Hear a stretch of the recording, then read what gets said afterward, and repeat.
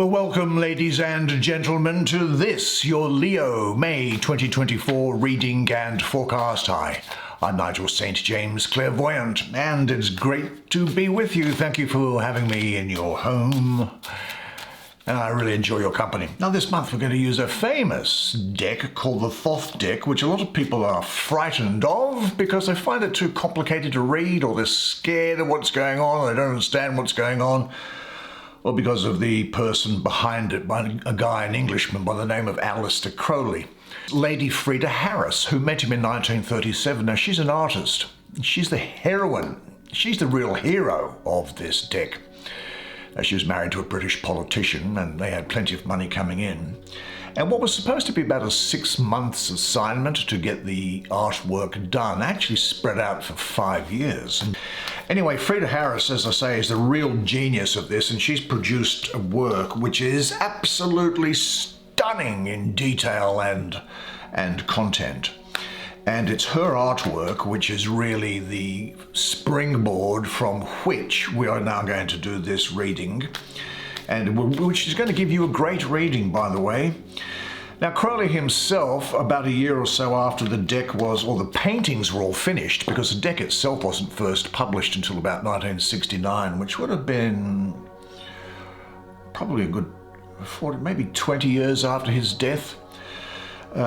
He wrote this thing called the Book of Thoth, which set out to try and explain what the meanings and the mystical meanings of the cards were, and read the Book of Thoth yourself, and it's just atrocious. I mean, if you were to say to a 13-year-old child, why don't you go and give a description, then that's it.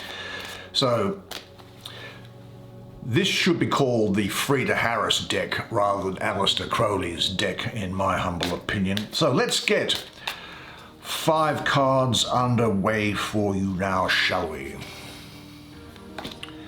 Princess of Cups. I told you I did clairvoyant readings for people from all over the world over FaceTime and Skype, did I? There's charge for the information's in the description. Now, what is free, though, from me is healing. You might be downhearted about something, a broken heart or physical things. Read the description and reach out to me. Don't be shy or frightened to do so, because I'm very happy to provide it. It's my sole contract to use this gift, but I can't get anything in return for it, so it's free. Now, that's the Princess of Cups. Here is the 8 of Swords, Knight of Swords. Probably the major contribution that Crowley did make in this deck, from looking at a couple of cards, is that he came up with really stupid titles for some of the minor arcana. Hopefully you don't get them, but we'll see. There's 2 to go. Ace of Swords and Death. Well, I'll bring the camera around. Why don't you and I have a good close look at the imagery on these cards together? Well, they speak to us both, and I'll do the reading for you. Very, very good deck here for you, or spread rather. Now, I think I mentioned that the real hero, or the heroine of this Thoth deck, is actually the woman who is the artist, the painter, Lady Frida Harris, who had much more of an influence on this deck, I think, than that guy Aleister Crowley, who I don't have a lot of time for, but I have a lot of time for Frida Harris, who not only captures the mysticism associated with the energies of these tarot, but leaves plenty of doors open to allow spiritual interpretation to come in as well. And as a homage to her, I've surrounded it with some cards which I often use in readings for ladies, which have got things that ladies like handbags and shoes and things. Not my style of thing, but particularly. But let's see what's going on here first. We're going to have a look at this. And it is the... here is this very interesting painting going on, and what does it show us? It shows us that the Princess of Cups is really represented by a dancing figure. Now, she is free. She isn't imprisoned by emotions, because there's a swan rising above her head, and that shows the independence and freedom that she has gained. Now, this could be you, it's male or female, or it might be someone that you know. Now, but anyway, I'm going to refer to it as a she for obvious reasons, but it looks to me like she has cast off all the bonds of possessiveness and manipulation. Now, freed from jealousy, she is now surrounded by grace and kindness and clarity, which is indicated, I think, by these crystals that are on her dress. And with a great tenderness and gentleness, she holds this cup with the turtle in her hand, I think as a sign of the protection she lovingly assures herself and other people. And this lotus, which you can see here, which is in her other hand stretched out there, that represents her readiness to be a giving lover.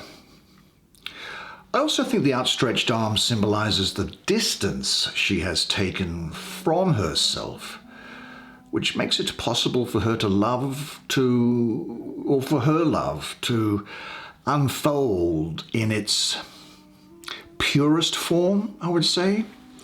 I'm looking at this dolphin that's over there. It has crystals for eyes, meaning that I think the past can now be seen with clarity by you and be brought to completion. Now, I would say that this represents probably a woman, although, as I say, it can be either, who is gracious, sweet, gentle, romantic, and dreamy. There's a lot of emotional freedom here for you now, and a trust in yourself. I think you'll be a romantic person, but be careful that you don't get too lost in romance, because she, in a way, kind of has her eyes shut to the environment.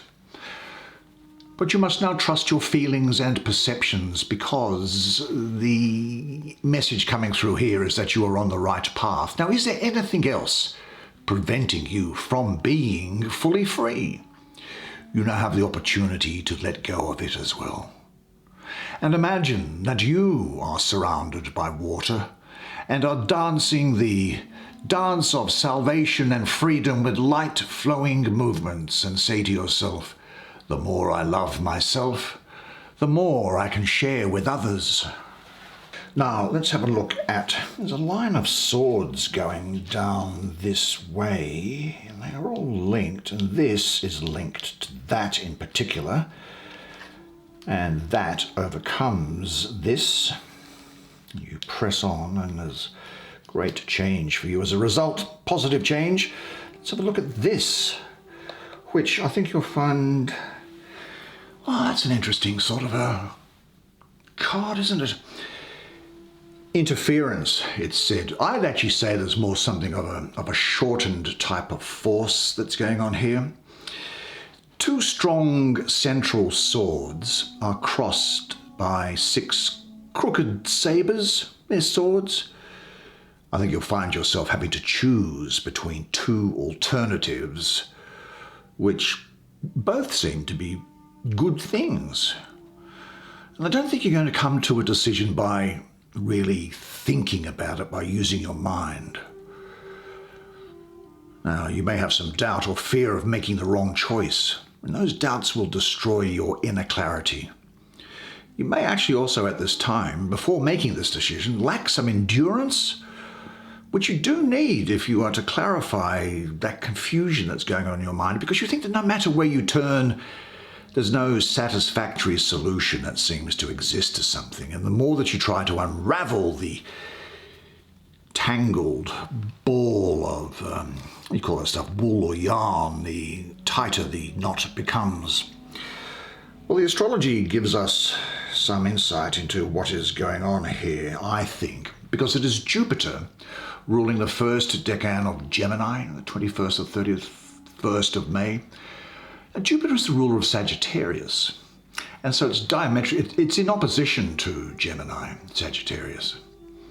And so Jupiter there is going to be in detriment in Gemini. Jupiter, which is about expansion and philosophizing and moving things forward, is weakened. And the very curious and inquisitive nature of Gemini kind of gets on Jupiter's nerves, and so there's a weakened Jupiter means that you might think that you can't get what you want due to too many, the Gemini aspect of it, distractions, which may or may not be self-created. Well, I think what you should do is let things rest and develop on their own for a while. As long as doubt concerning decisions remains, don't go for anything new. Look, Jupiter brings in unforeseen and unexpected change for the better. And the problem, which might seem not able to be solved now, is going to find its own solution in its own way. Now, excuse me, I'll just bash that around a bit and give myself concussion. I think you want to ask yourself, what alternatives are you actually torn between now? But just relax, let things develop. Because I think that possibly you're having a hard time making your mind up for you about what is the best thing to do at the moment. This is a sort of an analysis paralysis, with your energy scattered. It's Gemini, scattered on endless productive thoughts. The Gemini impulse is about pouring energy in all directions. Nothing is directed in Gemini. So maybe take some time out and do something different. Take some time off and let Jupiter come in and do its work and let things settle down and come back with new eyes. You may be wasting your time on new things too, which are all these knives, which really aren't important. But nevertheless, this is, because it's overcome, the thing when you should say, I am relaxed, and you should be relaxed and trust life. Now, I'm going to show you why. And the why is this ace that's here. You have a really, really strong energy of Aquarius, Pisces, and Capricorn around here. They're probably going to be important to you, I'd say. Now, this is the Lord of the root of the powers of air. And this says that you will have intellectual clarity, and you are going to have brilliant powers of thought. You're going to make your mind up. There's original thinking here, divine inspiration almost. I get the feeling like quick fire, very rapid fire of thoughts and ideas coming together now.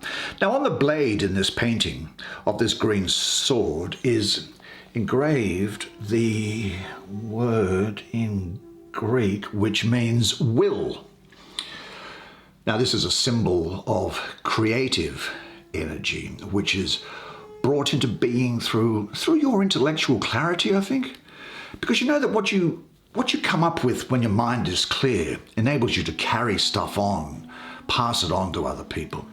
Now, around the handle of this sword, there's a coiled snake, the sun of 1, 2, 3 suns and 2 crescent moons.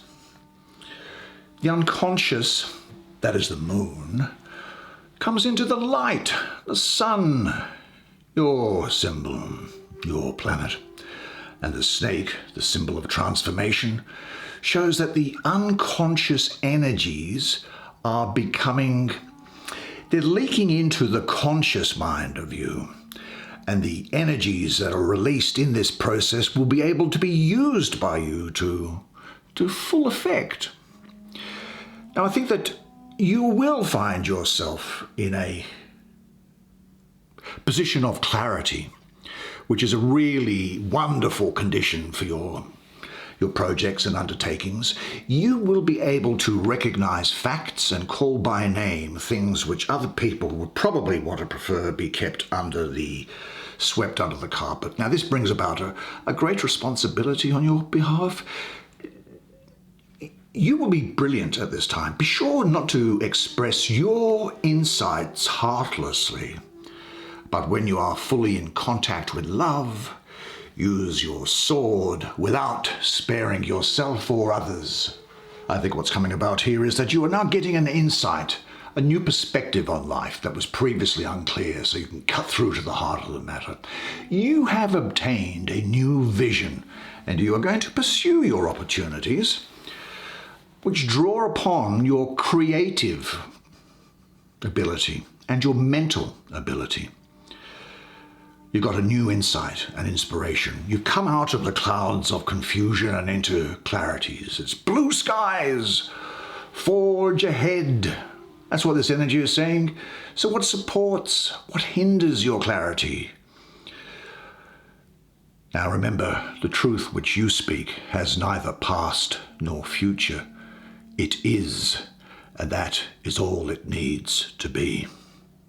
Say to yourself, I trust my clear perceptions. And then we come to what? Oh, why don't we do this? Good old Knight of Swords. Oh yeah, I said there was this swords diagonal. Let's have a look at it, shall we? Gee, you really are moving ahead, aren't you? This is the Lord of the winds and breezes. A lot of Gemini around here and a lot of Taurus, so you'll have the energy of the mind in Gemini, with the influence and stability and determination of Taurus. You're going to be very active, clever, skillful, fierce and courageous. Sometimes you might just do things and shoot from the hip though, so be aware of that. Now, let me look at this painting and then we can talk about things. This knight in his gold-green armour is out hunting, I suppose, riding at a full gallop, which is the embodiment of his goal-oriented mental activity. He knows where he's going, and he won't rest until he arrives at his destination, and he has remarkable powers of concentration. Thoughts and ideas come to him at lightning speed. He's a master of imaginative and flexible thinking, and he uses that to achieve his goals. Now, those propellers which are on top of him, which look like dragonfly wings, they refer to the four heavenly directions, I think. And they say to me that the power of thought is not bounded by either time or space. His intellectual determination, which you have, is also unified with a deep emotional awareness. Only goals which are emotionally charged will be able to fire up a passion in you. Now these three birds here, they refer to body, intellect and spirit, which are in harmony and they fly alongside you. It's got two swords, a short sword and a long sword, and they represent the two potential energies, the yin, which is male, analytical, and the yin, which is feminine and intuitive. Now, both of those things you need to bring about proper balance in order for you to get ahead. Now, I think he appears to be at one with his galloping horse, don't you? Because he's well balanced and he's correctly applying his abilities, I think. So you will, I think, have a clear insight into problems and be able to choose. And you work quickly to set goals. And you won't let anything get in the way. This is, I think, nevertheless a restless period where you are sort of transitioning. There's some change coming. Try to get somewhere else. Maybe let go of a few things. Maybe get rid of things. This is a time to listen to your head rather than to your heart. And I think that this is also indicating a restlessness in all the aspects of life. Maybe you want to break free of the relationship, of the workplace, but relationships are also featuring here, I think, because I'm getting the feeling of this energy can refer to those relationships which, look, you might be in it or you might know someone close to you who's in these things where people get together, they argue, they break up. They get back together, they argue, they break up. They get, you know, that type of thing? Well, until someone says, oh, I can't do this anymore. Well, I think that now you are in a good position to make plans, to set goals, and to make them happen. But you've got to know what you want. Be specific, write it down in one sentence. And what is going to happen when you achieve it? And imagine how you'll best be able to enjoy your success. Say to yourself, I know my goal and I know what I am working towards. and each goal is just a milestone on the way to my ultimate destination. And then that takes us finally, I think, to probably one of my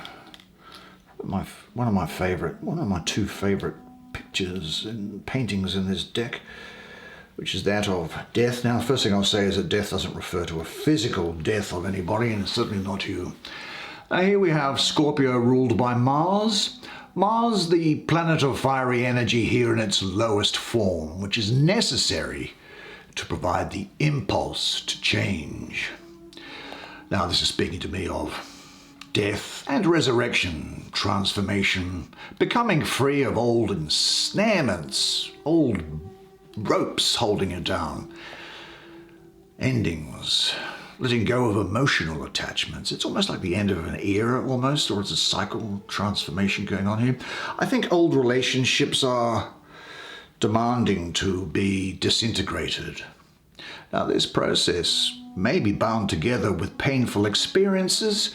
However, because you've drawn this card, it ensures that you are up to it. It ensures that you are ready for it. The act of letting go, difficult as it might be, is actually going to set you free.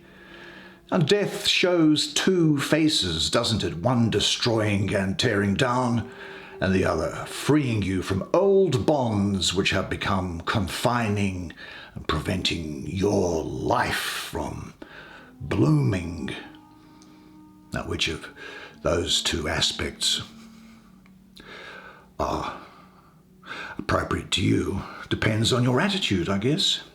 But any desire to hold on to or cling to old, useless bonds will cause their death to appear that much more agonizing. When you have given up on things, rightfully so, then you can move on. Now, looking at this art, the painting is dominated by this black skeleton with this scythe, which is ready to cut things down. Now, it's set or standing in an extremely tense position, sort of like a spring, coiled up spring, about to set into motion change and transformation. Now, the scorpion, which is at the bottom of this painting here, that holds its tail ready to sting. Now, the blossoms of the water lily, the holy lily, they lay dying in the mud from which they at one time grew. The next stage, Scorpio, is that of the snake. Scorpio has three forms, incidentally. I'll get to the third form in just a second, but this is the second form of Scorpio, which runs this card, I think. And the snake is a symbol of transformation. It is prepared to deliver the deadly bite when it's appropriate or necessary to do so. And then you'll see a fish, which is sitting next to the snake that's there, just to the left of the skeleton. I think that refers to the old past, and I think it could become the snake's victim. Now, the phoenix can only rise after the fire of transformation has consumed everything, turning it into ashes.